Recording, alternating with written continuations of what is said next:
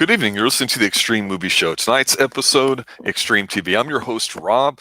I'm covering Twin Peaks Season 1, Episode 7 tonight, along with Professor Pixel, who is joining me, a.k.a. the Night Talker on our Kolchak stream tonight. He is Special Agent Pixel, and I'm going by the name Classic Coffee because we are going deep undercover as Cooper and the gang make it to One-Eye Jack's. Audrey goes deep, and Maddie and the James gang do their own thing. So, Pixel, I like to say that I really like this episode a lot. We've got one more episode after this till season 1 ends. The pace really starts to pick up here as far as the investigation. It seems a little bit darker than the middle episodes here. And boy, what a pretty fun, tight episode that moves briskly along. What's your initial take? First, I have to say this is a damn fine cup of coffee. But other than that, my initial you have to just treat yourself. You know, a gift every day, as Cooper would say. That's right, exactly. With this episode, I know last time we were kind of like, okay, this is a little slower. It feels kind of all over the place and yet nowhere at all. This one actually has some build. We get back into the meat and potatoes of this show, which is the team working on the murder, actually going forth and gathering information, getting themselves into places. Even the side plots are far more interesting in this episode than they have been the previous episodes. At least that's how I feel. Yeah, a lot of stuff's at stake. You can tell that there's going to be a climax, maybe of epic proportions. You don't know what form that's going to take, whether it's the mill coming down, whether or not they're closing on a killer, what's going on with Bobby, Leo. I mean, just everybody. It's definitely getting there, and that's the one thing we've talked about with Twin Peaks is ton of characters, ton of side stories. It's a soap opera wrapped up in like an old school detective type mystery cop show.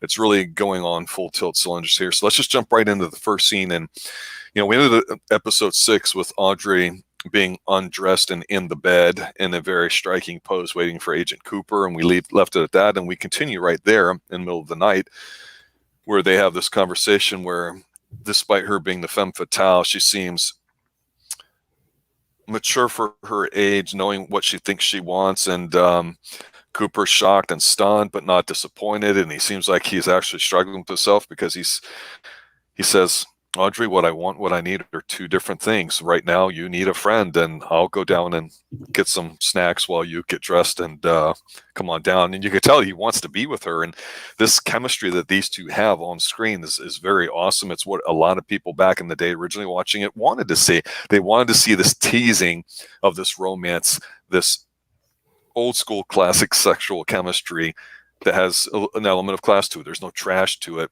Continue, but ultimately, you know, it's not a very long scene into it because they just kind of cut right to it. And then, of course, Cooper shows up and they're at the station, the police station, going over the bird, trying to figure out some stuff about it. So what's your take on these couple scenes? Well, with the first start of the scene, while she is in, as you said, a very striking pose, it's not purposeful. I feel as she's going forward, there's a lot of emotion in this episode, and she has it. Where we left off in the last episode, she was upset, and she was genuinely upset about how Leland was at the dance, even though she did it to him, made him have an emotional outburst. There's a lot of things going on in her life, and she just, it's all genuine emotion, I feel. And when she wants to be with Agent Cooper, I feel that's genuine too. Of course, he is the new man in town, so we don't have a lot of other figures to compare her to. But I definitely enjoyed the starting scene and Cooper's maturity towards it. He basically says that this is wrong. We can't do this. I'll be your friend. I'll get some food. You get dressed, and you can tell me what's wrong. I wish they had gone into a little bit of that conversation, but you're absolutely right. We cut to the next morning where Deputy Dumbass Andy, he goes in, and Lucy instantly gives him the cold shoulder. And as she gets him away to answer the phone, she's talking to a doctor, and it seems that she has some personal drama of her own. I think with the deputy, it's like you just think Lucy's pregnant. I mean, honestly, and so she's trying to test the metal of him, and that's what's going on with Annie. I mean, we'll find out, but that's what I think. She even mentions something when she's on the phone with somebody else. I think might be later in this episode or was last episode. But to me, I just look at him and go, yeah, he might be, we call stupid or a buffoon or clueless, but he's not. He's a bit of a lunkhead, but not in a bad way. He's a good guy, but he's just very, very sincere. He doesn't have that savoir faire that anybody that listens to Liverpool back in the 80s should have, and that's kind of the cute thing about it. You go, why is she busting his chops when now as an adult? You're looking at it going, oh yeah, the Annie must be raised here too, because they are together. They even spent some time on it when they were in the shooting range talking about how women are different than men and everything. So we know this angle is definitely not going to go away. But what was neat too is we talked about last episode. I mentioned it got very spiritual with some of the cutaway shots of the ravens checking them out and the music playing. But when they fall in the room with the red drapes and they fall on some clues, we're going to get to see that they get a lot of them kind of, the information behind them. We get a lot of that in here. And the bird here, Waldo, that they're looking at is kind of neat. You get a lot of the classic Twin Peaks stuff, and you're getting the donuts you see in here. You're getting some coffee, but you also get a lot of invitation to love. You get Two the scene right scenes. Up 3, I think. 3? Oh, I only remember 2. Well, they have the couple scenes here that they do a few moments of, then they cut to the next, a different scene, but then they go back to the first scene, and then they add to it going forward. And one of them to add to it is right after the investigation where they're talking about maybe having to go to One-Eyed Jack's, is where you see Audrey. She's at the perfume counter. She had strong-armed her way into the position selling it there at Horn's department store. And you can see she's not a very good sales agent. And while you're watching her, she's having this interaction with this old lady or whatever, and Audrey's kind of almost being a smartass in a bad sort of way because she doesn't care. But as the camera's zooming in on them having interaction, the big sign, if you don't look at the model shot of a lady, is a sign that says right there with all the perfume, invitation to love. And it's like, oh, they slipped that in. I don't remember seeing that before. So yes, there's 2 little video clips of the soap opera in the background playing on the TV sets where Montana's getting shot, but then you also get just a signage with the words invitation to love written in red on it. And I was like, okay, I just never noticed that before. I thought that was kind of neat. And because she plays detective in here a little bit too. So you didn't catch that then during the perfume shot, huh? No, I caught the whistle. You caught the cameo. Yeah. Yeah. So go ahead. You're absolutely right. You're absolutely right. She gets to basically work her way into collecting the information she wants. After the old lady interaction, the boss comes up and goes to the person working with her. Says, hey, come to my office in a minute. I want to talk to you. And so she says, I'm going to use the bathroom. And instead she goes over, scares a guy off into the parking lot because, there's a crash out there, and goes into the office. Here's the boss and the girl coming, and basically this girl worked at One-Eyed Jack's. And she, after that, she takes the gift the boss gave the girl, the unicorn. What's the gift? Oh, okay, you got it. The glass unicorn or whatever. Uh-huh. And a symbol of purity. And she takes it and uses it to get some information off of the girl because she wants the number for basically the mistress of One-Eyed Jack's. It's exactly how that character holds herself, and the way she works it out is brilliant, honestly. Well, I think I was wrong after watching this episode. You had mentioned before, last episode, about how when we were saying that she strong armed herself, Audrey did, into a position to settle there because she wanted to investigate what was going on with Laura. That I couldn't tell how much she was just sort of goofy and, hippie-ish, but she seems smart and she can definitely figure stuff out. And she knows how to manipulate people in a very assertive manner, which I think is kind of interesting. But the thing is in where I was wrong in the last episode compared to this one is you were right. The store manager is definitely recruiting people for One-Eye Jacks, because the other lady that's there that got the unicorn gift you were talking about, I don't think it meant anything more than a unicorn, like you said, oh, something special, something whatever.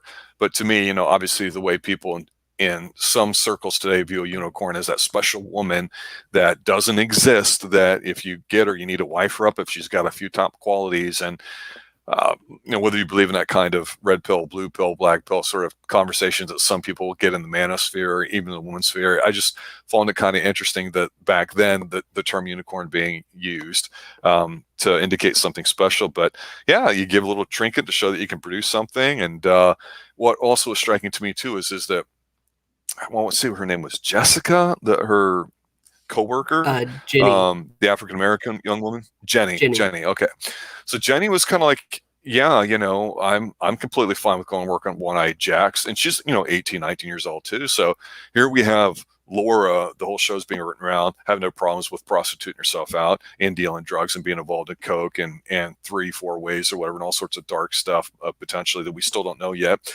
You've got Audrey trying to dive in here, although she's not into anything that we're aware of. But then you've got Jenny in here being like, yeah, okay. Because there was also a nice little detective scene with Audrey mentioning it to Jenny. Oh, hey, I lost my number for that. Whatever. I'm supposed to start there as a hostess. Can you give me information? She's like, oh, okay. And it's like, for such a thing that's really under the radar back then, small town, going to go work something a couple miles away like that on such a taboo subject. I thought, wow, Audrey is very convincing in that. So that's what I mean by everybody playing detective. She definitely does a very good job. And I think, like I say, me being wrong about them being recruited, going, you're absolutely right. Definitely was the case there. I mean, we knew that's where they were coming from, but who was recruiting them? Well, the guy just had such an unassuming air to him. I think that's one of the neat little things about the shows. You just don't know about people. And we'll talk about another person that this reminds me of a little bit later. Other thoughts on these couple of scenes here? Nope, that's about it. She is quite a woman. Yeah, she's just doing a really, really good job with everything. All right, so when we're talking about some of the scenes in here, there's one in here I just briefly mentioned about Cooper when we started, about where they're going into the Double R Diner and they're getting some coffee to go. You see Hank in there talking with everybody, and he's a player too, a real evil kind of guy, but super smart. There's not a lot of dumb evil in here, but the one person we kind of left out just a little bit, we don't see too much of him, but he plays a prominent role in this episode, is Leo. Leo has obviously been shot by Shelley, ran off, but he's watching the place. He's seeing what's going on, but he hears on his radio, because he's got a like a policeman radio where he hears about the bird being like the one that they captured last episode, being like this eyewitness, possibly mimicking speech, and he drives off. So we got an injured, potentially extremely dangerous guy there, and he's got a shotgun or his rifle with him, and so he's driving off. So something's going to happen there, but they just kind of cut through that. But yeah, like I say, each of these scenes, even though some of them drag on, like the Leo scenes are really short, and the coffee scene here where Cooper's telling Truman, hey, every day you just got to give yourself a gift, even if it's just a quick nap or 2 cups of coffee, like right here. It's more of that Twin Peaks stuff that we've come to know, those little idiosyncratic type things that just make it kind of interesting to watch, because you can see that Cooper really, really likes Truman and the other guys, because their whole game plan is they're going to go to One-Eye Jacks, and Cooper's having the most fun of everybody. He's like, this is awesome. And it's probably, I think, lighthearted to me what happens when they actually go to do that. But before we get too detailed into that, there is another scene of a subplot of somebody that I mentioned a few minutes ago that I wanted to bring up, and that's Josie. She's sitting there. Truman goes to see her, because Truman's getting ready to go with the gang to One-Eyed Jack's, but he stops by to see Josie. And he's like, where were you? Because she goes to kiss him, saying, oh, I'm late going to the mill. And she kisses him on the lips, and he just kind of stands there, he's fish lips. He's like, where were you? And she's like, oh, nowhere. And he's like, I saw you there, or Hawk saw you. And she goes, well, you told me I needed proof about Catherine and what they're going to do to the mill. And here I took pictures, and she happened to have pictures on there and shows them. And I'm going, oh, Truman looks like he's just fallen for the wrong thing here, because we know Josie is kind of in on it.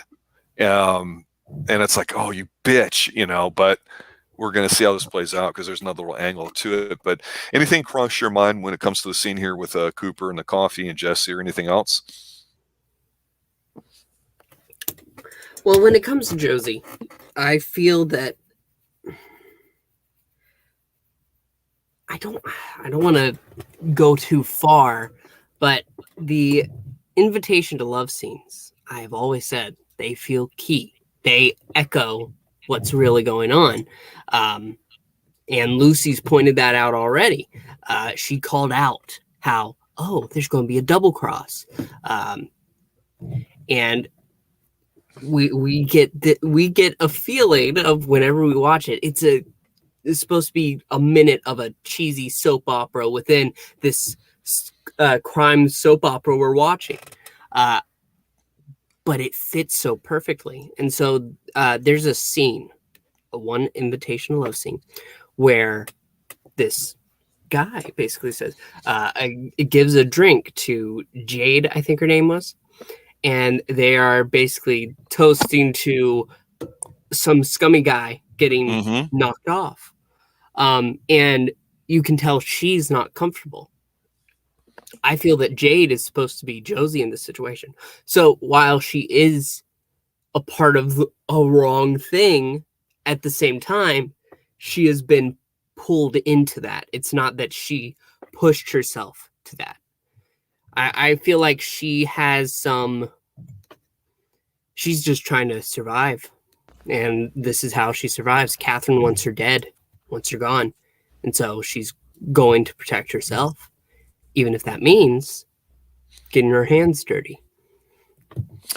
Yeah, I think one of the themes I've been trying to debate about the show is that the women are they're the ones that make things happen in here, and guys are just doing their typical guy thing and responding, and I feel like they're really what moves everything. Now, obviously, Cooper being a male is driving the investigation, but in terms of the relationships, which is what the show focuses on the most, you see that whenever a woman's changing her mind about something, or feeling something, or changes the way she feels about something or something, something moves in here. And it's kind of weird, because okay, we know that the investigation is that these guys are getting ready to go to One-Eyed Jack's, but then, like I say, anytime that something happens, like in this case with Josie, okay, we find out she's kind of not what she originally appeared to be. And then, of course, you got Truman just kind of like durr in his durr face, and even though he's a smart, competent guy, he's just going along with it. We're like, okay, this can't end good for him. And we see that even with Audrey wanting to go to bed with him, and it would be perfectly legal and perfectly understandable in a sense in that small town, very smart, self-confident young woman like her thinks this is what she wants, would do something like that with a guy that comes in like Cooper. But another scene I think that exemplifies this, and it's something we talked about, and it's only a small scene, it's not a big one. It has to do with Ed and Nadine, because there's a scene here before things start to pick up here in the second half of the episode, where Ed's coming home because, again, he's getting ready to go out and meet the boys so they can go to One-Eyed Jack's, and they're going undercover. So he's going home to, yeah, well, Nadine's sitting on the couch, and she's just kind of eating bonbons or chocolates or whatever like that. And she's upset because her little silent drape runner cotton ball thingy didn't work or whatever. And we saw where Ed was like feeling kind of conflicted, because he's kind of been screwing around. Well, he's been screwing around with his high school sweetheart from the diner. And Nadine's like,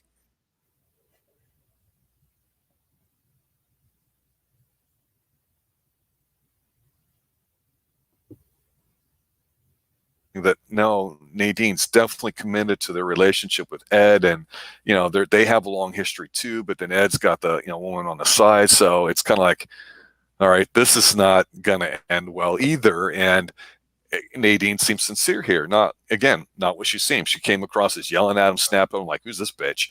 And now we're like, oh, she seems actually almost kind of nice. And you're like, damn it, this is what the show does to you. Get you leaning one way, then they show a few other things, and it's believable. And that's I think a testament to the way that the actors are about it. But to me, I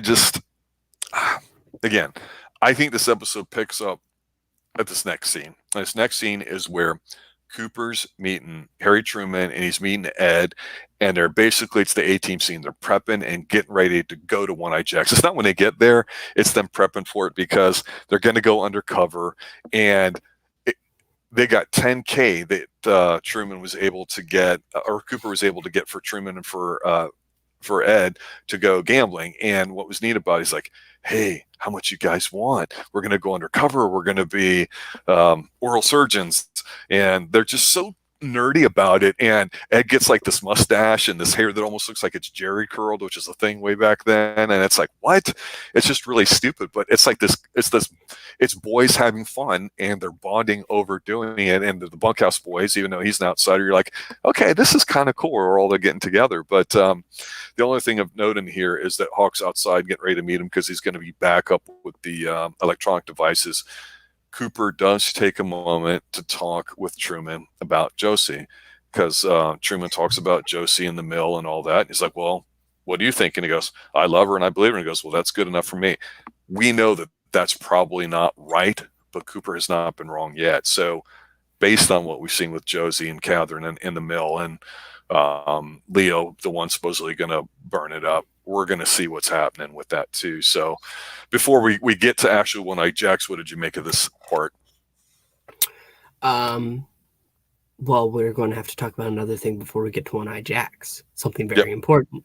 But no, you're absolutely right. Ed, was it the last episode or the episode before? He was like, he's not one of us. He shouldn't join. This is our secret society. He's an outsider. He won't fit in. And this one, he's like, hey, this guy's cool. Okay, we're good to go.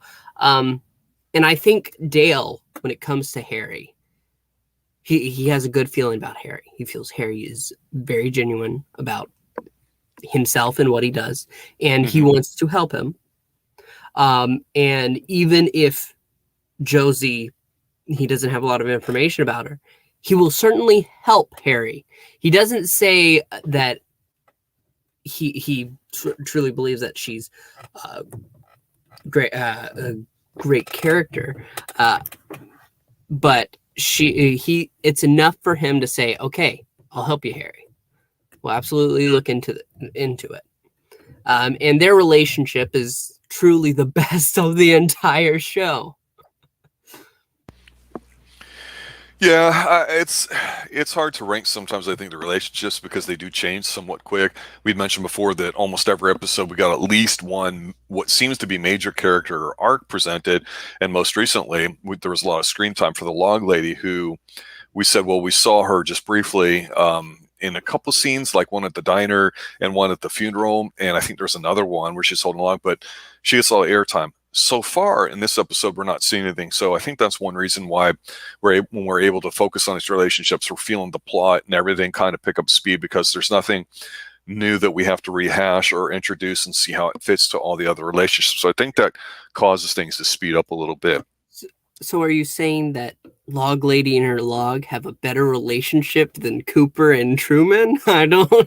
No, I'm just saying that because there's no other new character to talk about, it just makes the episode go a lot quicker, because we're not having to focus on somebody new and whatever it is, their information they're spewing. We have to go, okay, let me compare that to everything else I know up to this point and see what fits and what doesn't.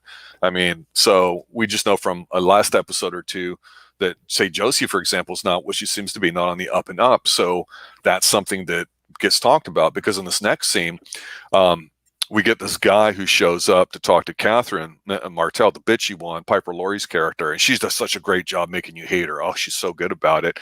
And they're signing up an updated insurance policy that are supposed to happen that night, and she wants the mill to get blown up or burned down that night. So I had to go back and rewatch this scene a little bit, because it seemed like it went fast to me, and I was watching Catherine's reaction, because she has a very subdued reaction to it, where she's like, okay, I'm sorry, what's this policy about? I don't know, necessarily recall. And the insurance agent says, oh, well, we're supposed to have 5 signatures, but we only have 4. I need to get this 5th one from you. And it's like $1 million insurance policy. But Ben and Josie went to the guy about it, like in lieu of her to doing it. So Catherine's realizing that they're in cahoots with each other right now, even though her and Ben were working on an angle. So Ben is working both of the women at the same time. So Catherine and Josie don't seem to know that. Ben seems to be the really smart-ass one playing them both, because he's the one that Josie caught at the motel with Catherine. Catherine's the one cheating on her husband, who's probably the only nice guy we've seen so far. And we see Josie not being able, so we're like, well, shoot, how's this going to end now too? But she does a really neat little acting scene in here where she's like, I see a couple little minor things here that I need to change, but I'll go ahead and hold on to this and just run it by my lawyer, make sure they're updated, and get that to you in the morning. So she's just trying to buy some time, because something big was supposed to happen that night. An insurance agent's supposed to go on. You're like, okay. So this whole mill angle thing, which I didn't care anything about, all of a sudden the stakes have been amplified to it. And then after that, we just see a quick scene of Audrey putting a note under Cooper's door or whatever. So anything about the insurance scene that you want to talk about? No, you're absolutely right. It does move by rather quickly, and you're like, I had to rewind it actually, because I was like, what's happening? Mm-hmm. And absolutely, she is. While we do hate her, she's unquestionably very smart. Yes. She knows exactly what's happening, and she works it out like in an instant. And so she goes look for, after she scares the guy away, she goes and looks for the second ledger that she had hidden in her spot in the drawer, and it's not there. That's right. And that instantly, that's just okay. I know and she actually does seem upset by it, which is understandable. And she's not very. You're right. Last episode, you talked about how she doesn't seem very genuine, even though she's having an affair with Ben. She doesn't seem that genuine about her affection towards him. She's just having sex. This is the way I look at it. Yeah, it's not, anything on more than that. Yeah, it is just that, and she's definitely out for herself. And I guess maybe that's why it's hard to like her, but at the same time, it's also why we don't like Ben. Because he too is out for himself. He's just working any angle he can to which he can win somehow, something. But that's all I have to say about. That's all I have to say about that scene. The next scene is the most important scene of this episode, I feel. Well, go ahead. So while Cooper and Ed and Harry, they're getting their mics set up in their costumes. It's only for a minute before we cut to donuts. They're all stacked out neatly in their rows, like Lucy sets them up. And we slowly pan up to the bird, Waldo. Waldo has been silent. The doctor thinks it's because he's just in poor health. As soon as he's healthy again, he'll start talking. So they put a tape recorder in the room. We hear Laura from the bird, and it's just their moment, and we cut to the tape as Laura is said, and there's a gunshot. We see it hit the wall. Yep. I love how the scene is shot. It doesn't show you the exact thing that's happening, but you know what's happening. Yes. And then we are back to the donuts, and we see the blood trickling down on them. Yep. We cut to Leo running away. Yes. And the cops come in. They see the dead bird, and they take the tape and play it. And it's Waldo. He's speaking because mimicry is what the bird does. And it says, like, Laura, don't go there. Hurting me. Stop it. Leo, no. Which is why Leo didn't shoot Bobby earlier in the episode, because he knew the bird would tell the police everything they needed to know. And this scene, just how it's handled, we're talking about a bird here. But I know. the seriousness of it all. Well, wasn't the bird saying "don't go there"? Wasn't that something Cooper got in his dream? I don't remember, because there's a few phrases, and I think he recited one about the log lady when he went last episode, when the music's always playing or whatever, and so it made me go, oh, wait a minute, I think this is one of his dream things. The "don't go there." When he said Laura came to him and isn't a dream, I may be wrong on that, but yeah, I like the scene too, and they had Cooper had said, hey, check this out, I got a voice activated recorder, because he records everything there to Diane, who we've never seen. And so he actually puts it down and says, well, maybe if the bird says something, we can catch it later. And that's, of course, what sets up for this scene. And in this scene too, it's almost the exact same angle they shot the original one, the way it flows over the table into the donuts and up to the bird. But when we see the shot, you're right, you just see some glass plank off a pitcher, and you see a few drops of blood onto some of the donuts that are left over, and that's it. You heard Lucy's voice when they're rewinding it. She's like, here, eat, pretty bird. So she was trying to feed the bird some oranges or apples or whatever. So that was kind of neat, just another way to keep Lucy in your mind. But yeah, it's a good scene, and you're like, yeah, that's right, it's on, it's moving. And there's a few things that are kind of slow, but that's just, I think, like I say, those scenes are just like transition scenes. Like what I mentioned before about Audrey putting this note under Cooper's room. Earlier in the episode, she had said, hey, I leave this message for Agent Cooper. And yes, it's still urgent, so it's like another one. But this is what happens, is that they're just missing each other, because right now, this is where the guys are getting together and are getting their costumes on and getting ready to go. And literally you see Cooper and the guys walk out, and that's when Audrey comes in. She doesn't see them, but then, she leaves the message. But to me, they're looking for Jacques Renault, the guy that we talked about, that was the brother of somebody that was involved. We know that he's running drugs with Leo, and that's where Laura Palmer is involved into it. So they get to One-Eyed Jacks. And I got to say this, we saw One-Eyed Jacks very early on. We haven't seen too much of it since. So it's there. We know it's there. It's not new to us, but it's almost kind of underwhelming, I think, when they get there, because you get this lady, Blackie, introduce herself. She's the madam of the house. There's some stupid flirtatious dialogue going back and forth between them. And again, Cooper's just marking, he's like, not bad, Ed, not bad. Because it's him and Ed in there, Hawk's man, and the electronics on the outside, because, we didn't have cell phones back then. He had a mic there. Yeah. You mean Barney and Fred?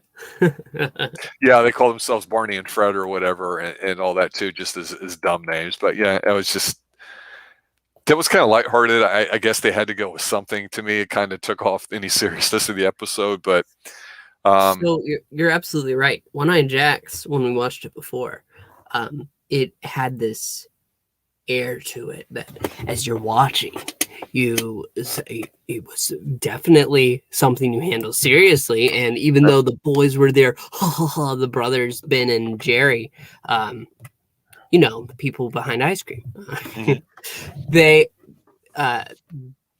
it was definitely not a joking matter.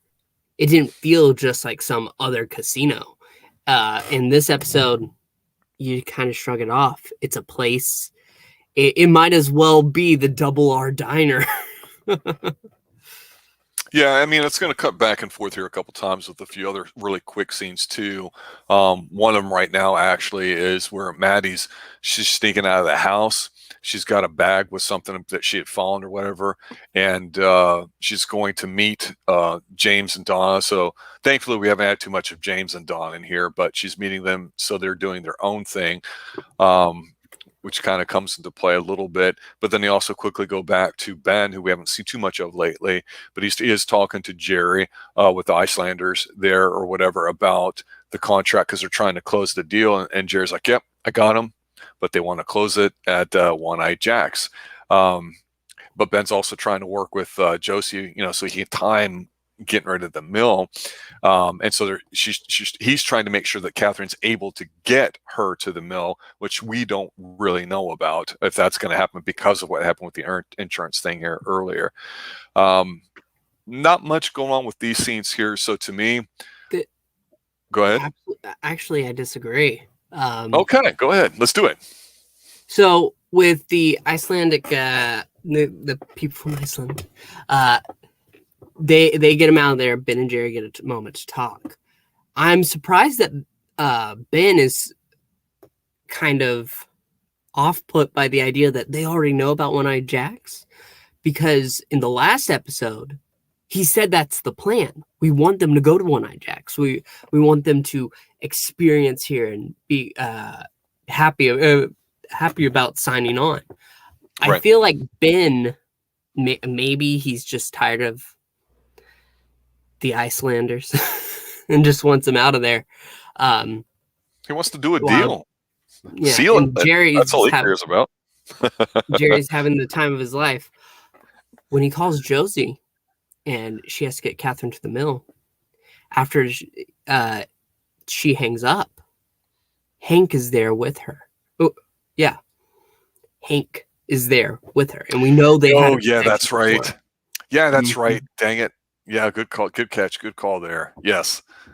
So there's definitely another angle upon Josie's situation. And this feels a lot like that moment after the good riddance, they're gone, don't need to worry, just drink it up, to Josie, who I mentioned earlier. She feels like she's thrown into this situation. She doesn't actually want it, but we know she has some history with Hank, and we don't know what that is yet. Hank was the guy that we saw being real early, trying to be nice to Shelley at the Double R Diner, working there with his wife Nadine, who's having the affair with Ed. But then we also saw Norma, I mean. But then, not Ed, duh.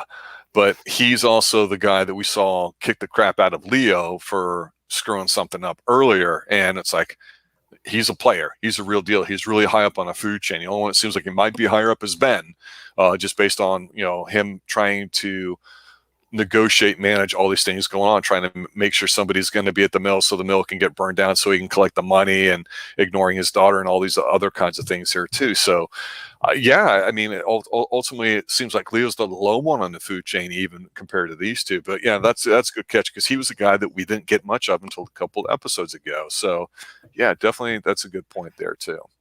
So as for the James and Donna scene, they arrive with Maddie, and she, whenever she snuck out and we saw Leland, there was something about that scene. He's been distraught every episode. Oh yeah, he's shell-shocked. How he turned his head and was looking. It felt like there was something going on. It's probably me overthinking. But the next part is where you catch glances, and just the look tells you everything you need to know. When they arrive, Maddie's wearing a blonde wig because she looks so much like Laura. Just put on a blonde wig. Ta-da! Yeah. And Donna, as she's looking between the two while James is starstruck and just walking towards her, I feel like for the first time, James has something more to him than I've given him credit for. I thought he was just some lovesick puppy boy who is now with Donna. But with how he was staring at Laura, it tells me it was far more serious than he let on to Donna when they confessed their love. He's not like Bobby, where Bobby's, it's, you think of Bobby Stark, quarterback, shagging every single woman that he can find.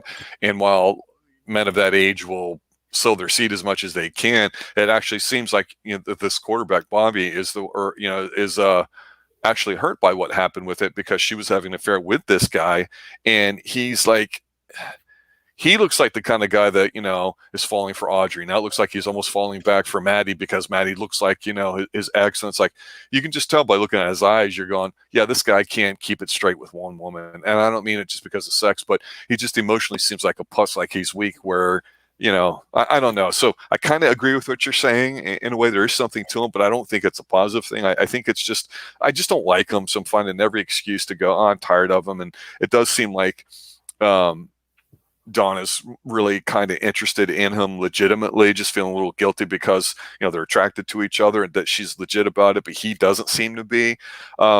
Yeah, obviously with Maddie, wearing the wig, when she sees him, it's like, okay, this is going to be a thing going forward. And they're going to go work Dr. Jacoby here because he's the guy that had the necklace and had a thing for Laura and was listening to these tapes and stuff. And that's supposedly what they've got. And so we're going to go see what they're going to do here, a little Scooby-Doo action or whatever. But yeah, I still don't like them.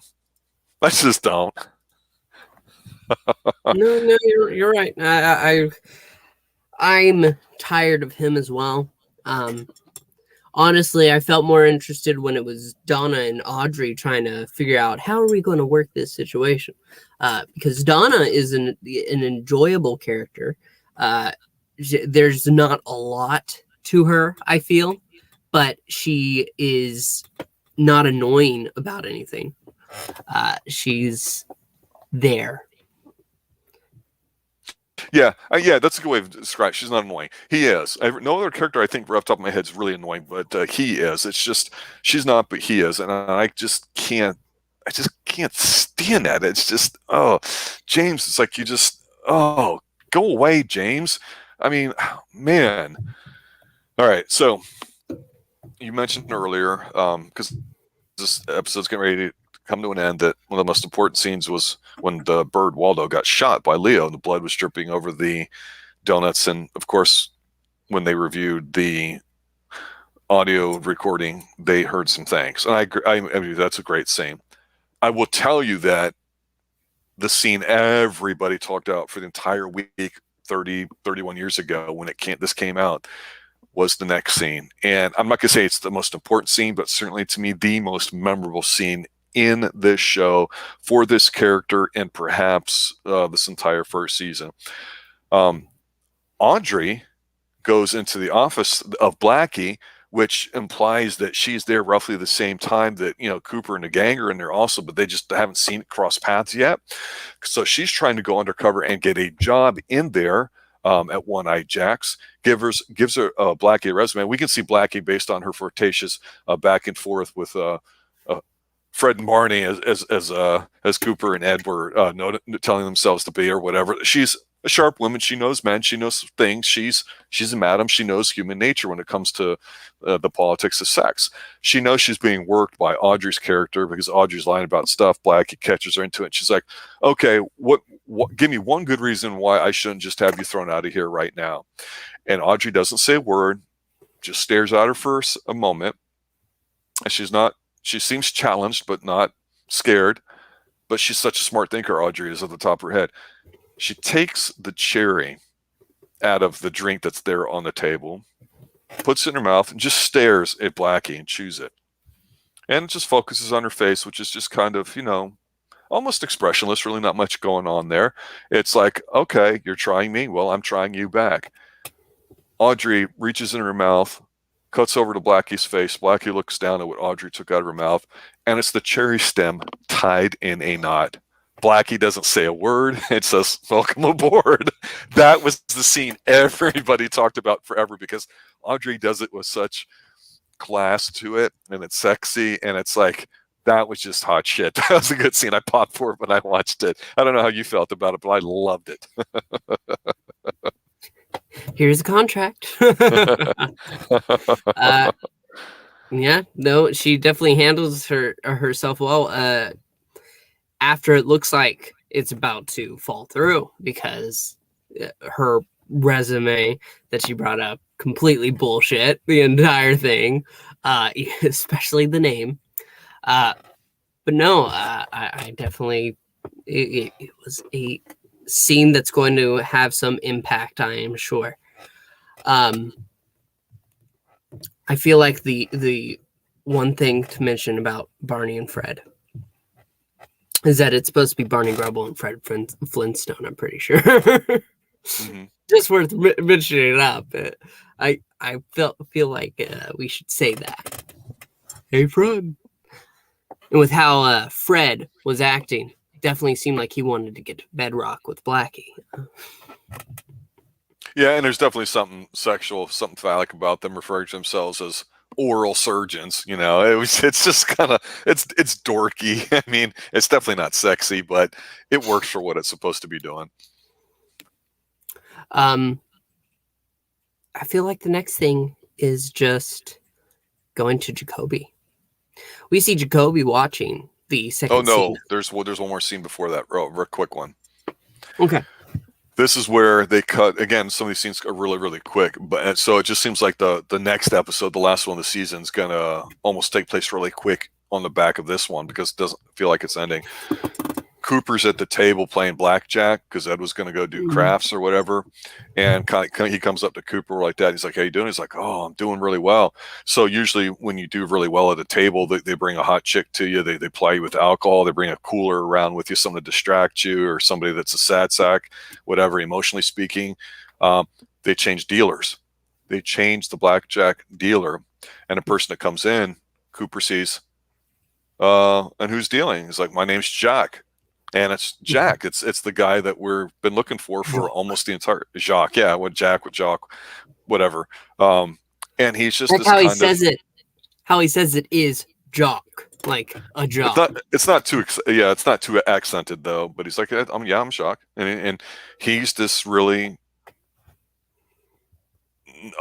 unremarkable, slightly chubby, middle-aged guy. We've seen him before.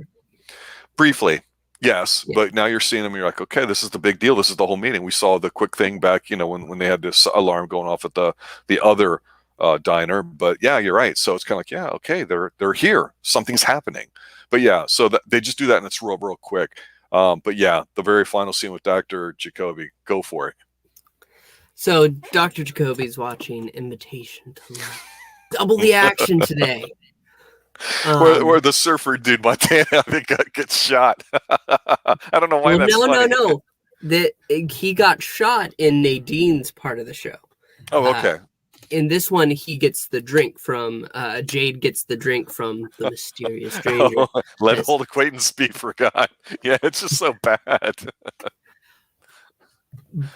But he gets a call, and we see clearly who it is, and it's Maddie. And she's talking like Laura in that tone that she carried. And basically she says, go ahead to the door. He goes there, and there's this yellow letter in there. Pulls out the tape and instantly puts it on. And it's Maddie dressed up as Laura, spinning around, and she holds a newspaper, today's newspaper, and she points that out. It definitely feels like a kid's handling it, but Jacoby, who we know has some kind of connection with Laura other than her just being his patient, he wants to be sold, and she basically says, meet me here, blah blah blah, and hangs up. I do want to point out, and I rewound just to be sure, as she's putting it, you hear, wait, don't hang up, on the other end of the line, which is a nice tidbit. And he's basically going to go meet Laura. The kids are all separating. Dang, these are a lot of names. James, Donna, and they're going to go sneak into the office. Mm-hmm. And they tell Laura, Maddie, to wait there. Bobby sees Laura, and as the others are running off, and he's shaken for a moment, but he quickly collects himself and he goes after James and Donna. Jacoby's watching the video for a few moments, and he notices a gazebo in the back. He's like, oh, gazebo. And he runs out. James and Donna go in, and we see Bobby taking, I'm guessing, drugs, the Ziploc, and shoving them in what looks like the gas tank. And he says, "Oh, you're definitely going to be at your end now, James." Which I don't get their whole thing, honestly, at this point, but it's whatever. What do you mean? Get their thing? Just how Bobby didn't really care about Laura, and so their relationship at this moment, how he wants to do James in, just feels stupid. Well, I disagree with you on that. Even if I agreed with you and said that, yeah, he didn't care about her and just used her because now he's on to the next one. The point is, he was still with her, and he never liked him because he's a part of the Bunkhouse boys. So we think they probably know that they're on different sides, literally, of this whole town thing. Bobby's not stupid. But at the same time, he also knows that somebody is setting him up for the drug stuff. And so he thinks it's probably him because there's no other person to believe. So I don't know that right now this ultimately has to do with Laura. It has to do with the fact that, they're out to get me. So I'm going to get him before, he can get me. And so it's just that male thing of I'm going to win. No, I am. And Bobby's just not going to. He's a competitor. I mean, come on, he's captain of the football team. He ain't going out like that. So yeah, he puts the drugs, I think it is, like you say, into his Harley while they're doing the Scooby thing and running up to check out Jacoby's place. But I think the important thing here is that we see on screen, like you said, Jacoby seeing the gazebo, to go out to see Maddie, who's dressed up like Laura with the blonde wig, but something else happens, and I'll let you explain that. We cut back to Maddie, and she's just standing there. And it took a second, but you see, like when Bobby was watching earlier, it's that shaky cam. It's meant to be somebody watching Maddie there, and you hear deep breathing. Yeah, and Maddie's definitely by the gazebo, so we know she's in the right place that they put on the video to put up there with Jacoby to goad him into coming.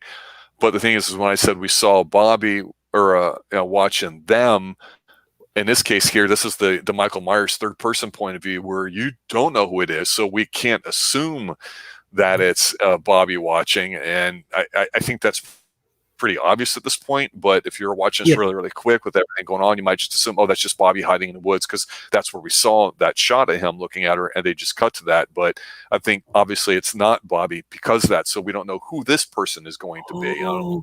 You're right. Somebody was watching Bobby watching her. And then, well, I don't know if this person was watching Bobby watching her. We only see this person watching her, as she's standing around the gazebo, and we saw Bobby, watching her, but we saw Bobby, but then Bobby ran to the motorcycle and then ran off. So I don't know who this mystery person is, because I'm assuming it's not Bobby, didn't see him run out or what. So that's what I'm saying. There's a lot going on here, and I'm wondering, if it's Leo, who else could it be? I haven't put a lot of thought to it, but I just think obviously it's not going to be based on how detailed this show's been so far. I don't think it's going to be Jacoby either. So there is a third person watching Laura from afar. Could be Jacoby. Could be. I mean, we don't know. It could be. Yet. I don't think so, but it could be. Yeah, that's the whole thing with the show is that they, for the most part, leave you on a hook, and then most of the episodes are taking place in one calendar day, is what I'm thinking. Is what it seems like. No new characters right now. 6 episodes in. I guess you could argue with the log lady, you technically didn't have her introduced in episode 5, but she was the mainstay of it. So, like I said, it's really picking up pace to it. And I think that, again, the whole strength of the show is when we think of who killed Laura Palmer, we don't know the answer to that. It feels like we're getting somewhere pretty close to knowing. Obviously, they're getting ready to go arrest Jacques, as you would say, and One Eye Jacks. However, we all know, and it's been pointed out earlier, that One Eye Jacks is actually across the border, so they have no jurisdiction. So I'm not quite sure how that's going to play out. We also know that Audrey is in there physically at the same time all of them are. It seems like it's reasonable. And we also know that this is also supposed to be the same night that the mill is supposed to have this mysterious accident with Catherine in it. And Josie's a double-crossing bitch that's got, Hank on her side. And we don't know what's going to happen with Ben, because if Ben's wanting all this to do it, then, maybe Catherine now knows and is going to do something there. But takes your breath away. So much stuff going on with it too. Great episode. I think this one definitely picked up. I like the last one on like a spiritual, emotional kind of level, but in terms of meat and potatoes of a detective, this felt like the first couple episodes to me. It started off kind of one way, the hardcore, more detective, dark human nature stuff, and now it's kind of turning into that a little bit, with the exception of the oral surgeons, Fred and Barney, at One Eyed Jacks. But I did like this episode. I liked it a lot. I'm glad it didn't decline in quality. For me, it's definitely picking up. What are your final thoughts? Yeah, absolutely. And when we were talking about last episode, I know you just said you enjoyed the spiritual aspect of their conversations. I felt like it was lagging overall in comparison to previous episodes. But this one is straight back into what we came for, what exactly hooked us. How much information they're able to fit in 47 minutes? It's insane. You don't get this a lot in television shows anymore. The closest thing I've come to as of late is Evil. But I'm definitely glad that we came back to watch this, because this has something truly special to it that you don't get a lot nowadays with television. Yeah, like I said before, this show it was the template for being able to pack a lot of information in that's digestible, with lots of characters. We've mentioned before on the Two Extreme Horror Show, where we've recovered some horror shows. We haven't done a lot of those, but the idea is that, how do you show what's really evil? You can show it as like a supernatural force. You can show it as human beings not getting along. You can talk about small town mysteries like Stephen King and characterizations, which he's always going to be known for. But in here, you definitely get the soap opera aspect of it, where, we've got something dead. And when you look at it, there's almost that element of not wisdom, but almost, or bitterness, but just when you get a little older and you get a little bit more wiser for the wear, you realize that not everything's cut and dry when it comes to a man and a wife, or somebody having a relationship, and that there's good stuff and bad stuff that's in it, but it is a relationship. And this show, I think, has done a remarkable job of letting us see both sides without us totally hating or totally loving everybody. Even Audrey, who I've said just love her character, love the whole style. It's a quirky 50-ish kind of throwback with the tight sweaters and the skirts and the shoes and all that, and her just dancing around. But her big thing is she didn't get the attention she deserved from Daddy. She has daddy issues. We see her being attracted to Cooper, who's giving her what Daddy couldn't, even though Cooper wants to but doesn't. And yet we still like that, even though we know that's supposedly socially wrong. Here we have several of the adult couples cheating on each other, and it's like they know what they're doing. They understand they're doing it. Everybody knows about it. It's not a secret. The only person that doesn't know is their significant other. Yet everybody in town, like Truman's like, Catherine and Ben have been having an affair for years, but Josie isn't aware of it, or whatever, and whatever he says in this episode. So it's like, people know your secrets kind of, but they don't want to talk about it. And you get that feeling that, like I say, there's a lot that's going to be going down here. And I don't know what significance the mill has, other than Ben's wanting the land so he can build that property that he's talking about. But is that going to fit bigger into what Twin Peaks is? Because the key things that have jumped out that I still think of, that I don't know if we're going to get in this last episode, is when they talked a few episodes ago about the Bunkhouse boys. We've been kind of watching this town for generations now, and Hawk's talking about the spirit stuff with the log lady and a few other things too, and Cooper kind of appreciates that spiritual side too. And they talk about the woods a little bit and everything, but that's the bigger picture that I think the show's trying to make us care about, and I think that that's the whole thing. That Laura's here, dead at the first episode. It's that cynical view of America, the blonde-haired, blue-eyed, smart, home-loving girl that everybody seems to get along with. It's really not a good person, but maybe she is, and she's just got a bad side. Does the good outweigh the bad? Who knows? But she's dead as soon as we meet her, 5 minutes in the very first episode. So it's not really about her, but she's the hook to get us into this town and these characters. And that's where I like the show, because it really, to me, is like a soap opera, but they just threw in this other stuff to make us get interested about it. Because I will say, again, James is the only one I really don't care for. Even Hank, we don't know too much about, other than he's really, really smart and deceptive. I'm interested with the plot lines, with where they're going, and it's as a guy saying that about what I'm calling a soap opera, to admit that that's entertaining. I'm like, hell yeah. And I'm telling you, everybody was talking about the show week to week. It was insane. It got like a 35 rating, which is like 35 million people back when it came out. And it's just high quality cinema and writing. I just think it's been fantastic. So I'm trying not to mark out too much for it. I'm trying to find flaws in it, but rewatching it again here with you and talking about it's been fantastic. So let me ask you, as we finish up here, going into episode 8, is there any loose ends or things you're confused about now that maybe you wanted to kind of talk, so we can set the record straight before we dive into the last episode for next week? No, I think I've got it all. I've been watching, keeping notes, doing my best to keep track of everything going on. I understand where we're heading and where we've gone, and I just hope that the season finale is solid. That's all you can hope for with the show. I hope we get enough answers to keep us satisfied, and if not, then we'll have to keep going, see where it leads. So before you go and watch that episode, we talk about it next week, do you have an answer for who killed Laura Palmer? It looks like right now it could be Leo. No, that is the main guy. Jacques seemed, while we get a report, both Leo, Jacques, and the two girls, Ronette and Laura, were all in that room that we found last episode in the cabin. All 4 of them have their DNA there. Out of them all, it looks like it's Leo.